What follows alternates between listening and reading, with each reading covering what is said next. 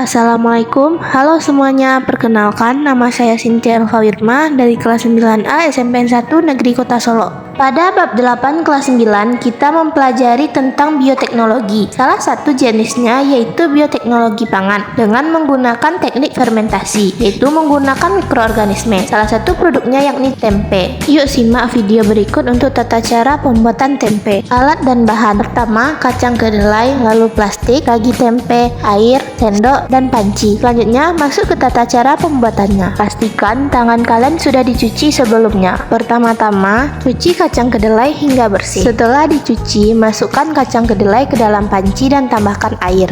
Lalu, rebus hingga mendidih. Setelah mendidih, matikan kompor dan tunggu kacang kedelai hingga dingin. Apabila sudah dingin, pindahkan kacang kedelai ke dalam wadah dan cuci kembali hingga semua kulit kacang kedelai terkelupas. Setelah kulit kedelai bersih, pindahkan kembali kacang kedelai ke dalam panci. Lalu tambahkan air dan diamkan selama 1 malam.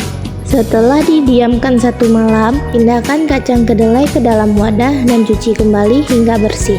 Kemudian, rebus lagi kacang kedelai selama 40 menit. Setelah kacang kedelai dingin, buang air rebusan tersebut.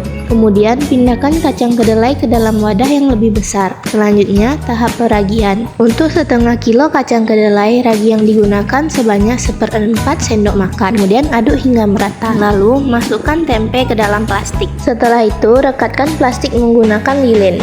Kemudian, tusuk-tusuk plastik menggunakan lidi. Setelah itu, diamkan selama beberapa hari. Pada saat inilah terjadi tahap fermentasi. Fermentasi dilakukan dengan menumbuhkan jamur Rhizopus oryza dan Rhizopus oligosporus pada biji kacang kedelai. Pada proses pertumbuhannya, jamur akan menghasilkan benang-benang yang disebut dengan hifa.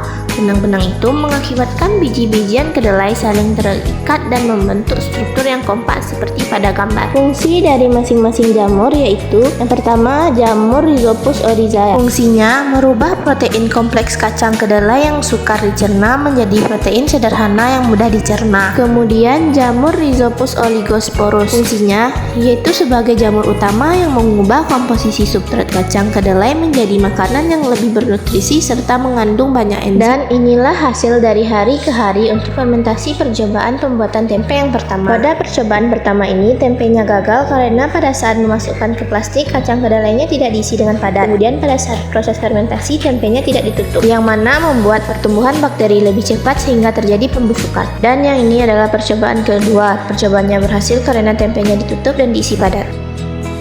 Dan ini adalah hasilnya.